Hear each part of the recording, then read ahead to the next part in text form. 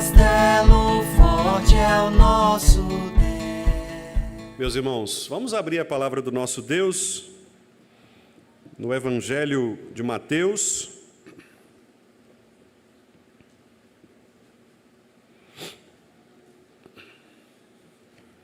capítulo 6, verso 9. Nós vamos continuar, meus irmãos, expondo a oração do Senhor, o Pai Nosso. É o nosso objetivo neste ano de 24, tratarmos agora desta série, desta pequena série. Ano passado, nós tratamos dos 10 mandamentos, e este ano vamos começar esta nova série. Já fizemos alguns sermões introdutórios, esta série no chamado Pai Nosso, a oração do nosso Senhor. Que Deus nos dê graça para que possamos aprender cada vez mais o ensino de Jesus Cristo por meio desta oração modelo, desta oração padrão de todos os crentes em Cristo. Eu gostaria de ler com os irmãos, então, o versículo 9. Todos juntos, em uma só voz, Mateus 6, 9. Leiamos. Portanto, vós orareis assim: Pai nosso que estás nos céus, santificado seja o teu nome. Vamos orar, meus irmãos. Pai nosso que estás nos céus, santificado seja o teu nome. Que a tua palavra seja glorificada e honrada nesta noite, ó Deus, por meio da exposição, por meio da recepção de tua palavra em nossos corações. Que o Senhor nos abençoe e abra os nossos entendimentos, para que compreendamos mais e melhor a boa palavra do Senhor. Em nome de Jesus nós oramos agradecidos. Amém. Meus amados irmãos, ser chamado filho de Deus não é uma exclusividade dos cristãos. Na época em que Jesus Cristo ensinou esta oração, havia muitas culturas pagãs que também utilizavam a expressão filho de Deus. Isto porque aqueles irmãos da época, bem como nós hoje também, viviam numa cultura bastante carregada de deuses. Desde o Antigo Testamento, os irmãos se lembram que havia muitos deuses nas nações pagãs. A nação do Egito, por exemplo, adorava deuses que eram os astros. Os gregos adoravam vários deuses que eram alguns, inclusive, junções de humanos e deuses. Há, inclusive, algumas narrativas muito interessantes na história e na mitologia de vários deuses romanos, gregos. Alguns nós conhecemos por causa das histórias que nos são contadas. Há, por exemplo, a história de Ovídio, um escritor romano, que fala a respeito de um casal que recebeu na sua casa um deus.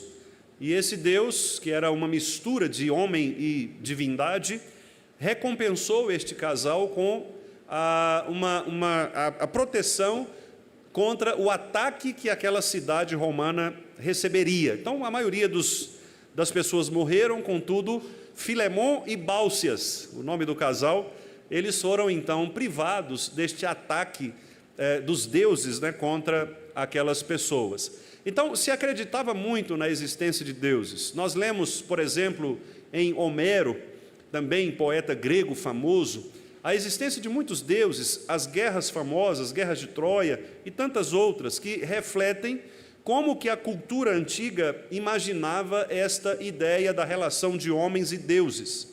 Isso não é muito diferente da nossa época, muito embora os nomes possam ser mudados, mas as pessoas servem a deuses, tanto nominais quanto deuses também criados no seu coração, e muitas delas se consideram filhos desses deuses. Hoje mesmo eu li uma notícia, pensando alguns elementos para esse sermão, a respeito, o jornal da BBC dizia que há um preconceito muito grande relacionado à figura de Exu.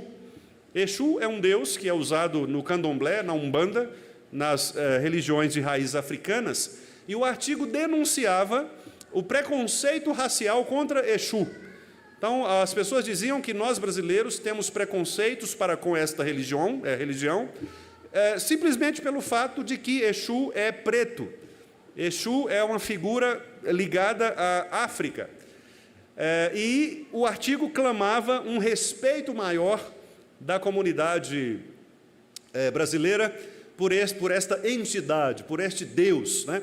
E ali o historiador, que é também um cientista da religião, dizia o seguinte, que Exu é um Deus da festa, Exu é o Deus do carnaval, Exu é o Deus da alegria. Então nós brasileiros que somos alegres, somos festivos, deveríamos inclusive usá-lo, né? Cultuá-lo, reverenciá-lo e nos tornarmos filhos de Exu. Vejam, meus irmãos, a que ponto chega este caráter da idolatria e de uma compreensão absolutamente equivocada do que significa o verdadeiro Deus, o verdadeiro Senhor de todas as coisas. Então, não é diferente no nosso tempo do tempo passado. Na época de Jesus, muitas pessoas também serviam a vários deuses. Muitas pessoas eram chamadas filhos de deuses, filhos de alguns deuses. Os irmãos se lembram, por exemplo, quando Lucas narra lá em Atos, capítulo 14, a história de que Paulo foi adorado como um deus. Paulo estava ali pregando e diante daquelas curas, daquele ministério, daqueles prodígios que Paulo fazia, algumas pessoas adoraram Paulo e se prostraram diante de Paulo. E Paulo dizia, olha, levanta que eu também sou homem. Você não deve nos adorar como deuses, né? Eles consideravam Paulo ali como Júpiter, né? Como Mercúrio, deuses romanos, uma mistura de greco-romano. Então, os apóstolos, Jesus, eles estavam acostumados com esta idolatria cultural. Pessoas que têm deuses, que fabricam deuses, que entendem que essa relação do homem com um Deus, ela é uma relação necessária, e de fato é uma relação necessária. Nós sabemos que o homem ele é criado à imagem e semelhança do Deus verdadeiro. Portanto, há no coração do homem, sim, um desejo por um Deus. E é por isso que a idolatria é o pecado mais odioso ao Senhor, e o primeiro mandamento nos diz isso, não terás outros deuses diante de mim, porque a idolatria é exatamente o homem utilizar este vazio do seu coração para buscar um outro Deus que não é o Senhor. E este é um gravíssimo problema do ser humano. Nós sempre estaremos sendo tentados a buscar outros deuses que não sejam o Senhor. E Jesus sabia disso. E uma das formas nós sabemos que as pessoas se conectam com os deuses é por meio da oração. A oração é uma maneira de as pessoas se conectarem às divindades. Nas mais diversas religiões, das mais diversas matrizes culturais, nós sabemos que a forma como as pessoas se dirigem aos seus deuses é por meio da oração. Os muçulmanos, por exemplo, fazem inclusive técnicas refinadas para a invocação de Alá. Existe posição do corpo, existe direção do corpo para a cidade de Meca, existe uma peregrinação que todo muçulmano faz, pelo menos uma vez na vida, para Meca, para que possa acessar esta divindade. Nós sabemos nas religiões espiritualistas também isso acontece, a tentativa do homem de invocar espíritos, de falar com espíritos. Na Bíblia nós temos relatos, como foi o caso de Saul, por exemplo, que tentou evocar o espírito também, e há muitas outras citações, outras maneiras de ver que as culturas em geral, elas utilizam a oração, esta maneira de alguém mentalmente se dirigir àquele a quem ele considera o seu Deus. Jesus sabia destas coisas. É por isso que a oração ensinada por Jesus, ela é uma oração que nós consideramos uma oração modelo, porque Jesus quer dizer que nós não devemos orar somente desta forma, mas Jesus quer que nós utilizemos os princípios desta oração para que as nossas orações não sejam feitas de maneiras inadequadas, para que nós não invoquemos um outro Deus que não seja o Senhor. E é por isso que o nosso Jesus Cristo, então, o nosso Senhor, ele nos ensina algumas palavras-chave aqui nesta oração que apontam para o modo como o crente deve se referir a Deus, o seu Pai. Orar, portanto, meus irmãos, não é apenas uma necessidade do nosso coração, mas é também um aprendizado, é também uma relação didática, pedagógica com o nosso Deus. Orar é nos colocar diante do Senhor do modo como Ele mesmo quer que nós nos coloquemos.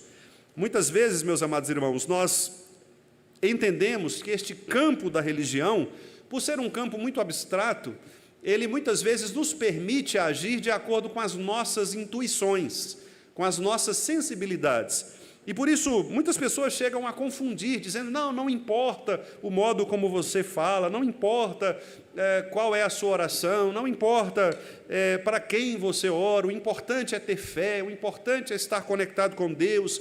Estas palavras, estas frases, elas são vazias de sentido, porque a nossa fé não é uma fé irracional, ela não é uma fé simplesmente de sensações, de intuições.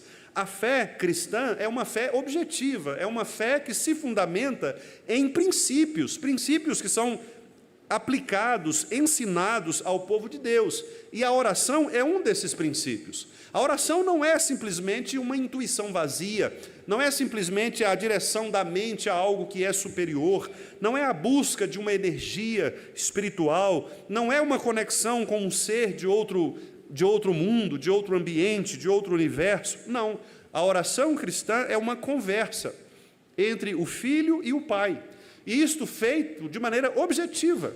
De fato, nós não estamos pensando aqui numa energia, numa divindade, nós estamos pensando num Pai, que é uma pessoa para quem nós podemos dirigir as nossas palavras, palavras que são palavras inteligíveis, palavras que são palavras da nossa própria língua, palavras que são expressões do nosso pensamento, do nosso coração.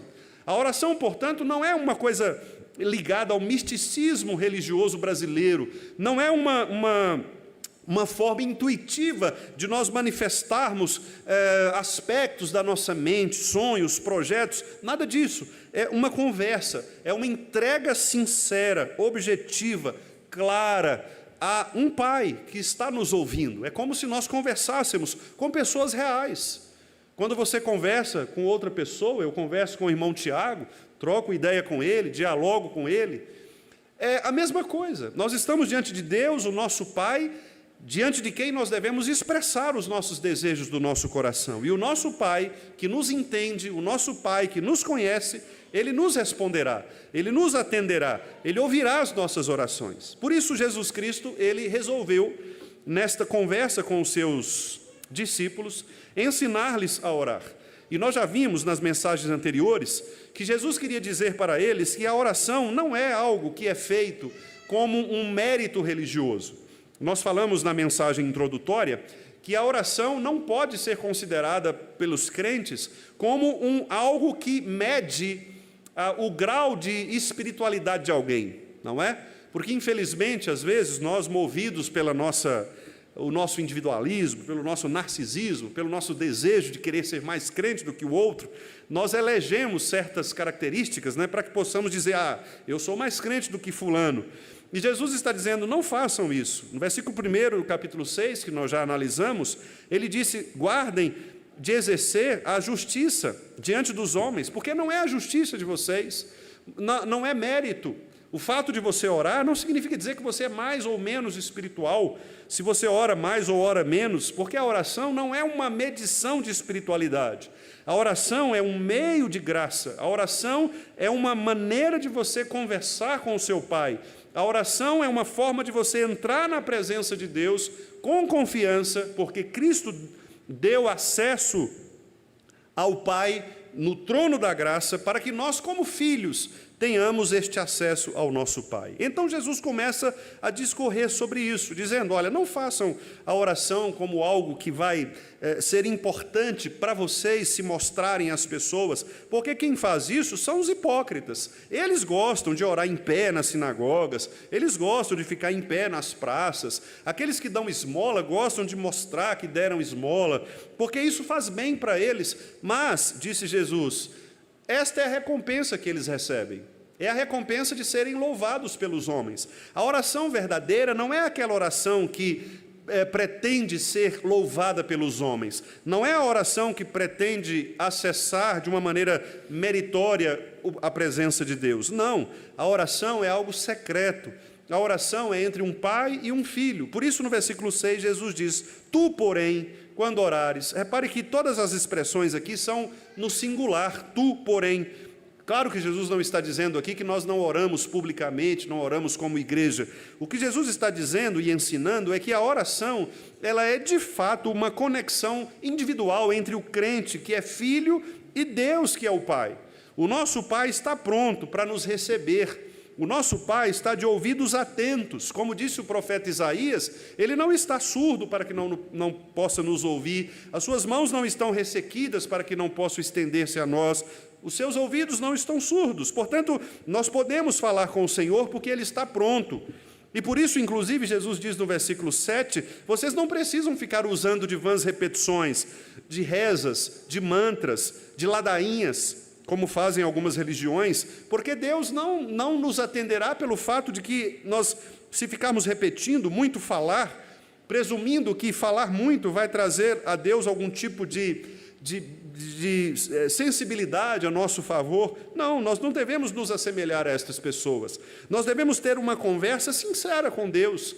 Devemos apresentar a Deus os nossos desejos mais profundos, de uma maneira clara. Deus conhece quem nós somos, sabe do que nós precisamos, então não precisa nós criarmos nenhum tipo de embaraço na nossa oração.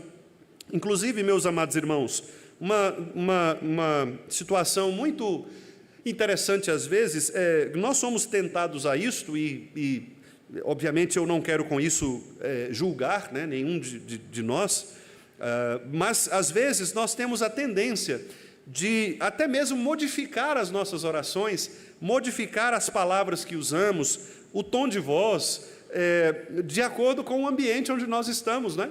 Às vezes, por exemplo, nós vamos orar na igreja, então a gente cria uma outra forma, né, de expressão, que não é muitas vezes aquela expressão que nós usamos quando estamos a sós com Deus. E Jesus ensina que a intimidade com o Senhor, ela é tão grande, ela deve ser tão profunda, que as nossas orações, elas devem ser naturais. O que eu estou chamando aqui de oração natural? É o falar com Deus como nós falamos todo o tempo. Nos dirigir a Deus, que é o nosso Pai, que é o nosso Senhor, que é o nosso pastor. Então, isso, é claro, é um exercício que nós precisamos fazer para revelar a intimidade do nosso coração. Hoje nós lemos aqui pela manhã o Salmo 25, verso 14, em que o salmista diz que a intimidade do Senhor é para os que o temem.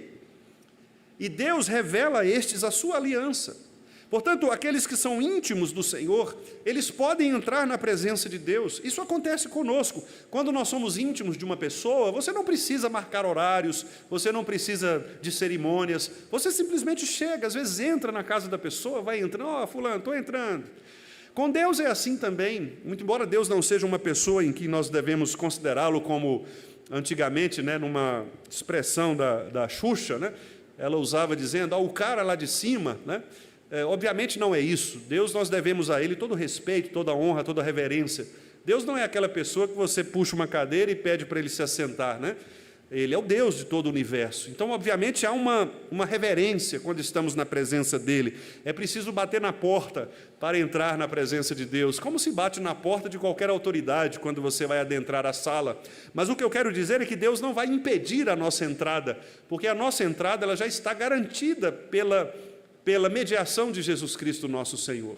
Então, orar é derramar diante de Deus, é expressar com palavras inteligíveis, é declarar a Deus os nossos anseios, os nossos desejos, os nossos problemas, a nossa angústia, é trazer ao Senhor aquilo que de fato tem movido o nosso coração, é agradecer ao Senhor pelas bênçãos, é conversar com o Senhor. Mas não é uma conversa, como disse Gilberto Gil, uma conversa subjetiva, né? Gilberto Gil, naquela famosa música, quando ele diz, se quiser falar com Deus, não é?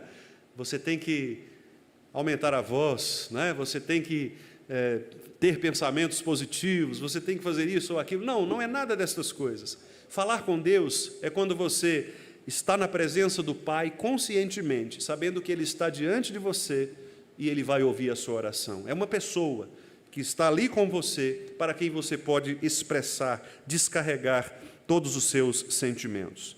Mas, meus irmãos, nós vimos também que Jesus, ao dizer, portanto, vós orareis assim, Jesus nos disse que nós temos acesso à presença de Deus de uma maneira diferenciada, como eu acabei também de já lhes lembrar. Deus é o nosso Pai, E como pai, Deus nos recebe como filhos. E os filhos, como nós acabamos de ler nos textos que lemos aqui ao longo da liturgia, os irmãos vão se lembrar, todos os 3 textos que nós lemos trazem essa expressão da filiação. Os filhos, como disse Paulo lá em Gálatas, o último texto que nós lemos, são também herdeiros. E o herdeiro é aquele que recebe do pai tudo o que é de direito. Um herdeiro, o pai deixa para o seu filho uma herança, que é um presente, que não é algo que o filho conquistou, não é um esforço do filho. Aliás, a gente pode se lembrar daquele episódio, quando o jovem disse para Jesus assim, o que é que eu preciso fazer para ser salvo? Né?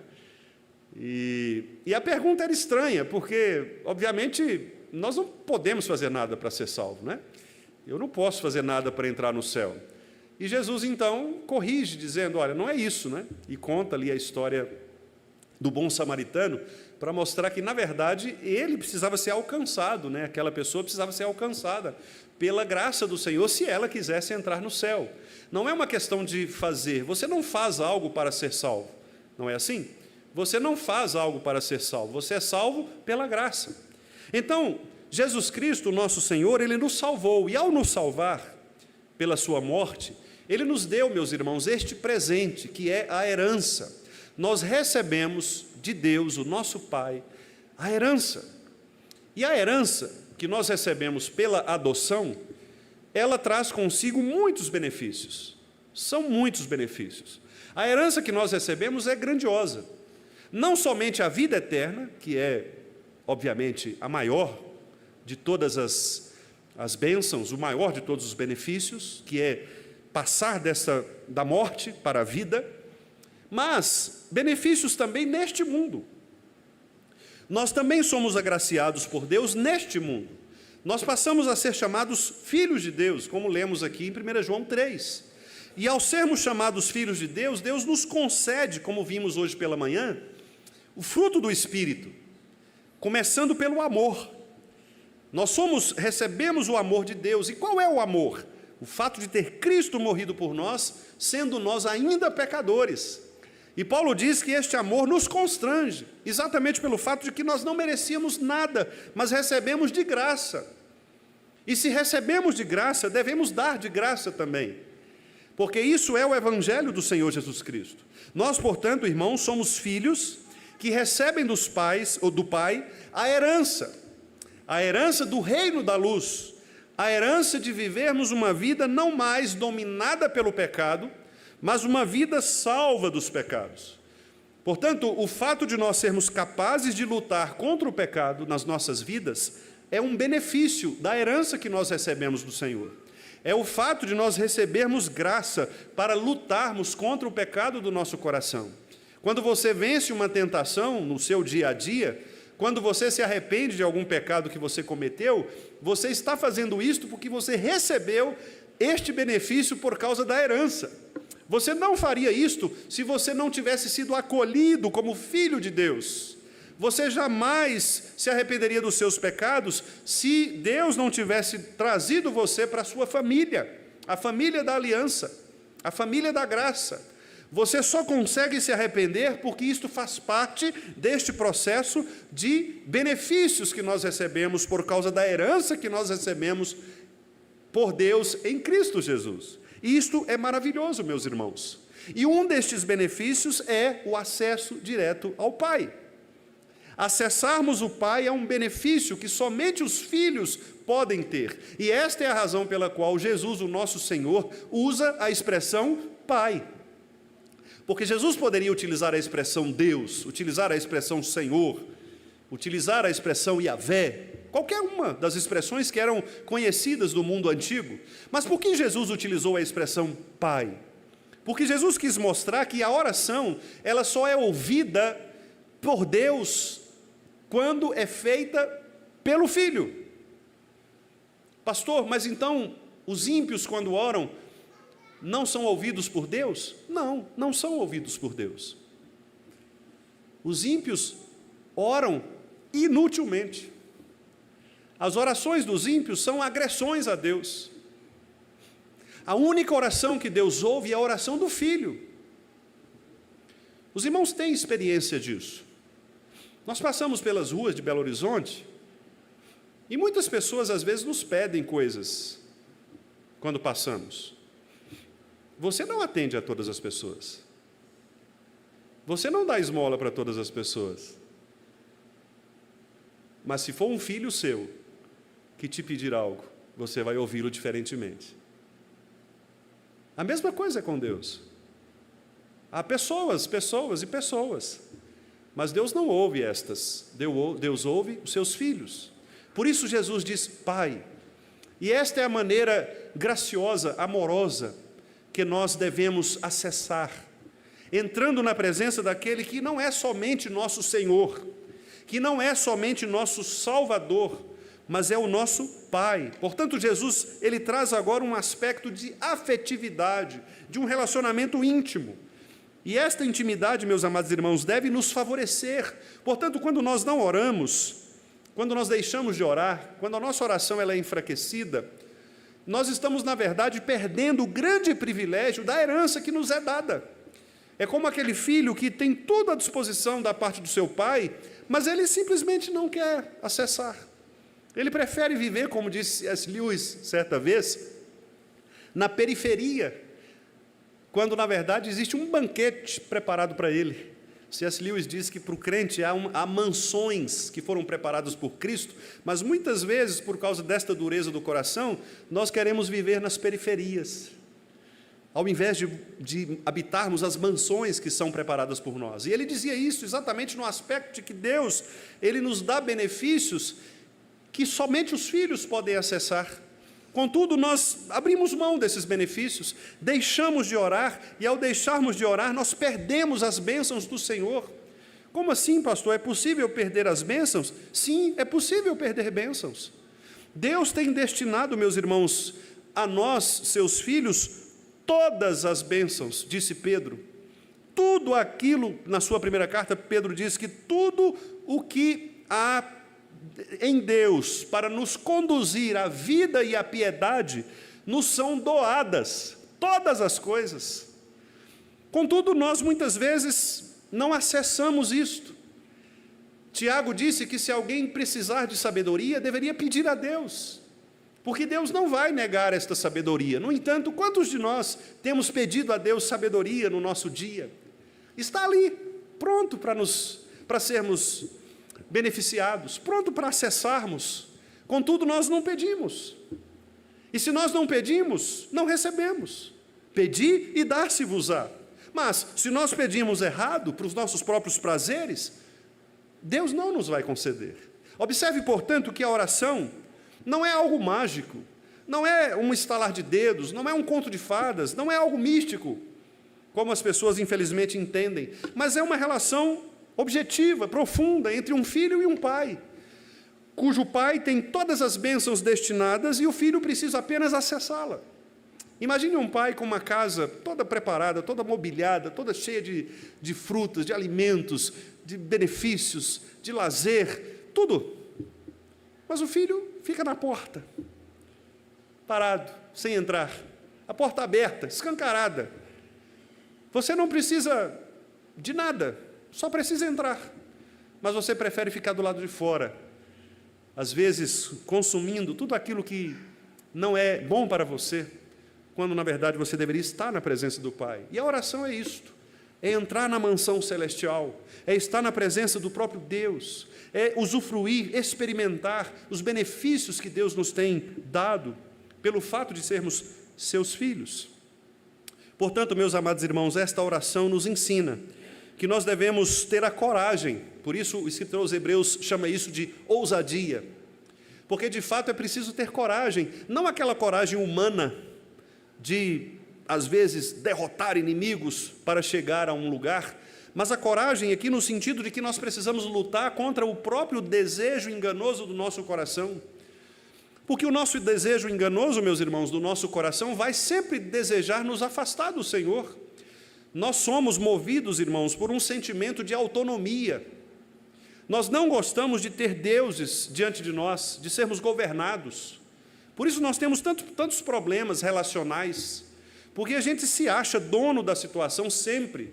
Nós não gostamos de pessoas que nos deem ordens, de pessoas que nos governem. Nós não gostamos de ser liderados, nós gostamos de liderar. Queremos que as coisas sejam do nosso jeito. Então isso acontece também na nossa relação com Deus. Nós não temos a humildade necessária para entrarmos na presença de Deus e dizer: Senhor, eu não posso, eu sou impotente, eu sou incapaz. Há um autor norueguês chamado Ole Hallesby, que ele disse o seguinte, que oração e impotência são inseparáveis. O reverendo Augusto Nicodemos transformou essa frase numa frase mais popular, dizendo o seguinte: oração é para os fracos. E é isso, oração é para os fracos. É somente aquela pessoa que sabe que é fraca, que sabe que é impotente, que não considera sua própria força, seu próprio esforço, é que vai orar. É aquela pessoa que sabe que ela não tem recursos. É aquela pessoa que entende que ela precisa receber do Pai os benefícios que estão guardados para ela. Oração e impotência, portanto, são inseparáveis, de fato. Aquela pessoa, e nós vimos isso nas orações do fariseu e do publicano, muito bem tipificadas ali por Jesus. O fariseu dizia de si para si mesmo, diz o texto, porque ele orava para ele. Tudo estava em torno dele. Obrigado, porque eu não sou como aquele miserável, tal. O publicano não: Senhor, tem misericórdia de mim, eu sou pecador. E claramente Jesus disse: este voltou justificado para a sua casa, porque ele soube o papel da oração, que é a humilhação diante da presença de Deus, é o esvaziar-se de si mesmo, é considerar sua total impotência diante de situações normais da vida. E, meus irmãos, a oração não é somente naquelas situações em que as coisas estão indo de mal a pior, como infelizmente às vezes nós entendemos, não é?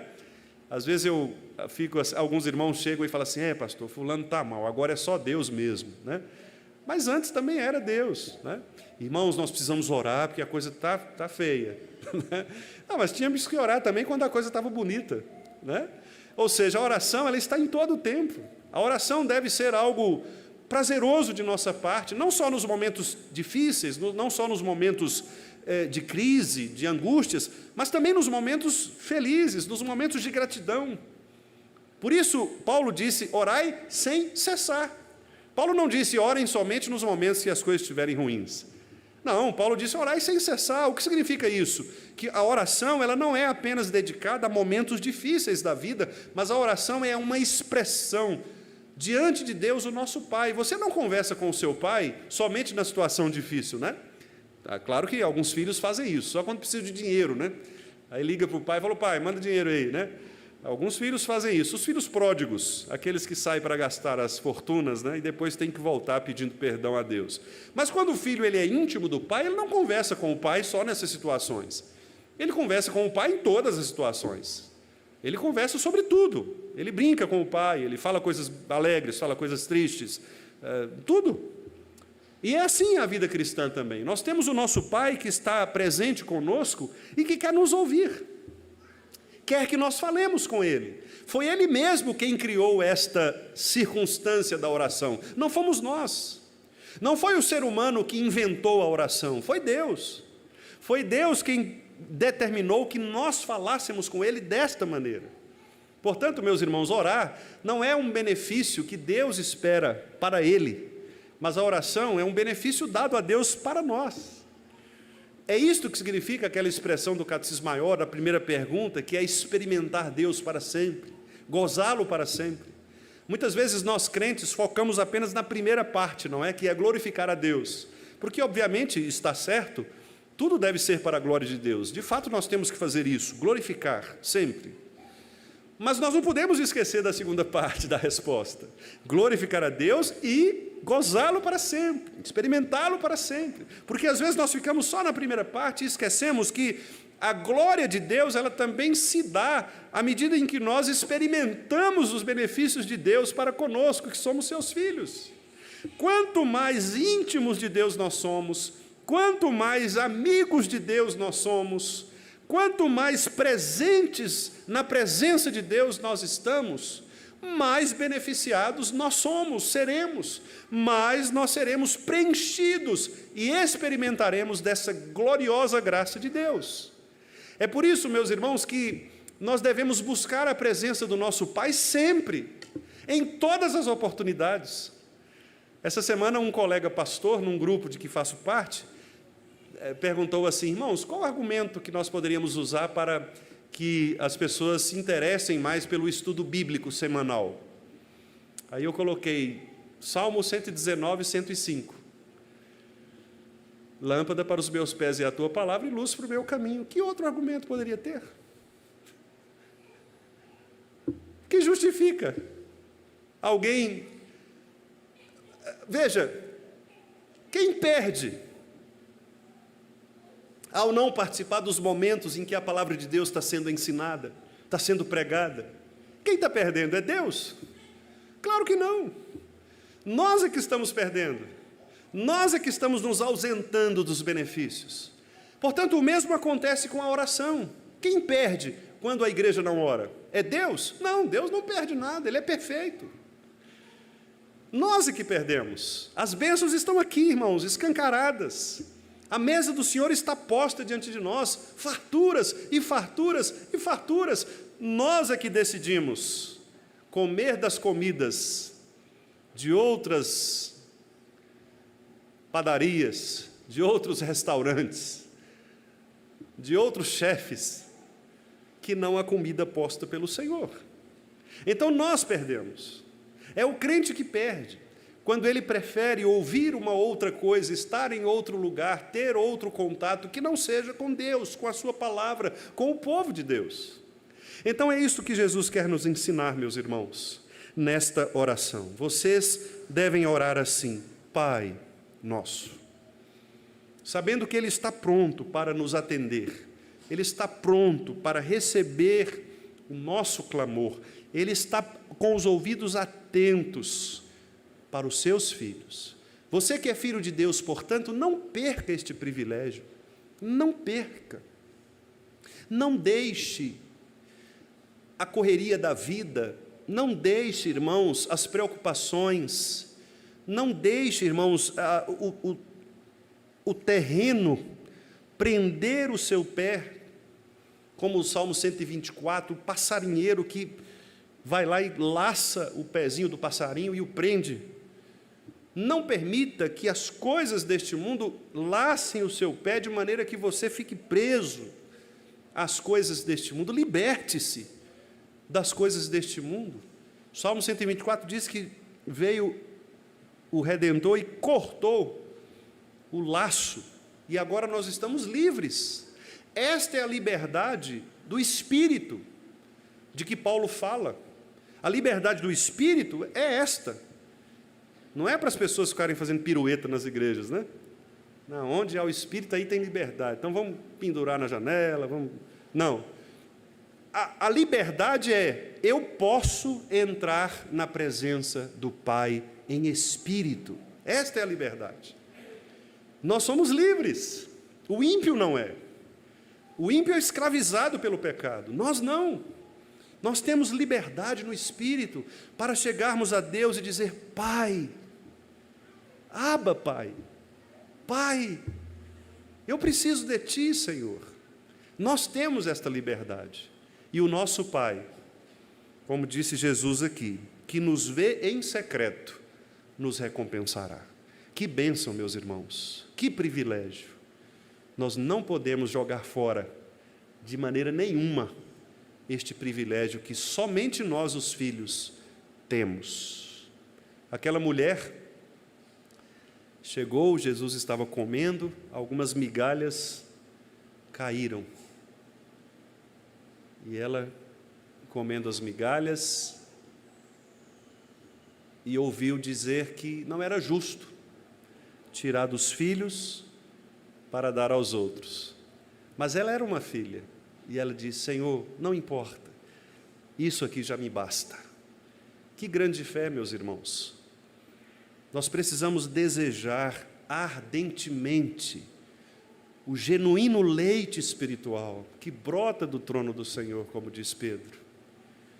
E isto é exatamente ampliar a intimidade com Deus, por meio da oração, por meio da leitura da palavra, por meio da comunhão dos santos, da presença nos momentos em que a igreja se reúne para estas coisas. Nós somos abençoados, meus irmãos, com todos estes benefícios. Não joguemos fora aquilo que Deus quer nos dar de graça. Que o Senhor nos abençoe e que o Senhor mesmo, em Cristo Jesus e pelo seu Santo Espírito, desperte os nossos corações, para que possamos orar com gratidão, com ousadia, entrando na presença do Pai e experimentando dele e nele todos os benefícios que Ele tem reservado para nós. Que Ele nos abençoe, meus irmãos, e nos guarde. Amém.